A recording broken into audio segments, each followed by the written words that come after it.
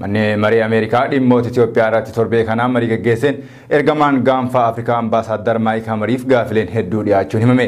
Marii kanaanis gaanfa Afrikaatti ergamaan addaa Ameerikaa Maayik Hamar mariin nagaa mootummaa Itoophiyaa fi waraana bilisummaa Oromoo ulfaataa waan tureef yeroo gabaabaa keessatti bu'aa barbaadame agarsiisuu akka hin dandeenye himan. Ameerikaa bakka bu'uun gaanfa Afrikaa keessatti dhimmoota dippiloomaasii fi nageenyaa irratti hojjetaa kan jiran Ambaasaadder Maayik Hamar walgahii koree dhaabbii hariiroo alaa Koongireesii Ameerikaa Sadaasaa 30 bara 2023 kamisa darbe adeemsame irratti marii araara waraana bilisummaa Oromoo fi mootummaa Itoophiyaatiin bu'aa barbaadamu yeroo gabaabaa keessatti fiduun ulfaataa akka ta'e himan.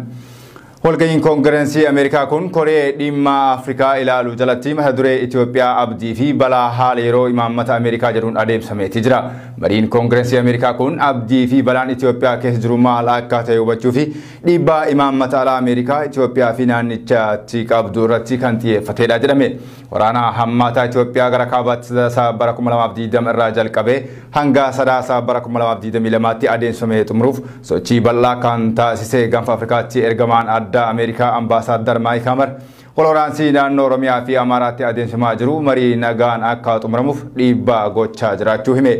Walwaraansii naannoo Oromiyaa fi Amaaraa keessatti adeemsifamu kun dhiittaa mirga namoomaa badiinsa lubbuu mancaatii qabeenyaa fi buqqa'iinsa hedduu qaqqabsiisuu eeruun qaamonni wal waraanaa jiran lola akka dhaaban gaafataniiti jiru. Ambaasaadder Maayik Hamar qaamonni Itoophiyaa keessatti wal waraanaa jiran garaagarummaa isaan gidduu jiru mariin akka furatan kan gaafatan yoo ta'u gaafii kana hordofee mootummaa Itoophiyaa fi waraanni bilisummaa Oromoo marii malee fara biraa akka hin qabne akeekkachiiseeti jira. Ergamaan addaa Ameerikaa Ambaasaadder Maayik Hamar ibsa koree dhaabbii hariiroo alaa filataniin furmaata barbaannu yeroo gabaabaa keessatti fiduun ulfaata marichi ulfaataa ture Daar es Salaam torba lamaa fi walakkaaf ture jijjiiramoonni gaariinis jirani furmaanni karaa nagaa hanga ammaatti murannoo qabna jechuun ejjannoo qabaachuu isaanii ibsaniiti jiru. Marii qaamota lamaan gidduutti adeemsifamu irratti kennanii fudhachuuf murannoo fi fedhiin jiraachuu akka qabu ibsuun waraana naannoo Oromiyaa fi Amaaraa keessatti adeemsifamaa jiru furuuf waraanni gonkumaa furmaataa hin ta'uu jedhan. Waraanicha furmaanni qawwee osoo hin taane marii akka ta'e Ambaasaadarichi ibseeti jira.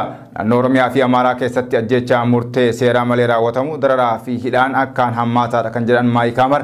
kabajamuun mirga namoomaa xiyyeeffannoo ijoo hariiroo alaa bulchiinsa Joo Baayiden ta'uu mootummaa Itoophiyaa hubachiisuu eeraniiti jiru. Koongireesiin Ameerikaa koree dhimma alaatti walitti qabaa koree dhimma Afrikaa kan ta'an Joon Jaams mootummaa Itoophiyaa qeequun waggoota muraasa keessatti wantoota Itoophiyaa keessatti ta'aa jiru hordofee hariiroon Ameerikaa fi Itoophiyaa laaffachaa dhufee jedhan. Qondaalli koree dhimma Afrikaa kun mootummaan Itoophiyaa Ameerikaa irraa kan barbaadu rakkoo dinagdee biyyattii mudate furmaata argachuudha malee fedhii biyyattii keessatti nagaa buusu gonkumaa hin qabu jedhan. Walumaa galatti walgahii kanaan dhimmoonni waraana naannoo Tigraay, Oromiyaa fi Amaaraa akkasuma dhimmi loltoota Eertiraa, dhimmi raafama dinagdee Itoophiyaa, dhimmi ulaa galaanaa Itoophiyaa, dhimmi hidha laga Mormorii fi kanneen biroo